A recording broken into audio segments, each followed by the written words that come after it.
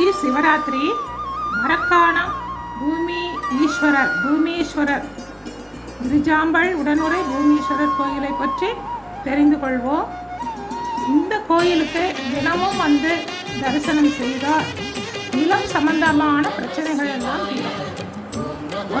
யாராவது ஒருத்தருக்கு தன்னோட நிலத்தை விற்க முடியலையே அப்படின்னு எவ்வளோ முயற்சி செய்தும் விற்க முடியாம இருந்தாலோ, இல்ல ஒரு நிலத்தை வாங்க வேண்டும் என்று நினைத்து வாங்க முடியாமல் கட்டிக்கொண்டே வந்தாலும் இங்க வந்து இந்த ஈஸ்வரனை பூமீஸ்வரனை வணங்கி வழிபட்டு பூஜை செய்து இங்கிருந்து கொஞ்சம் மண்ணை எடுத்து வந்து அந்த விற்காத நிலத்திலேயோ வாங்க வேண்டுங்கிற நிலத்திலேயோ நம்ம தூவி வழிபட்டால் கண்டிப்பாக நம்முடைய நிலத்தை விற்கவும் முடியும், அதே போல் வேண்டுகின்ற நிலத்தை வாங்கவும் முடியும்.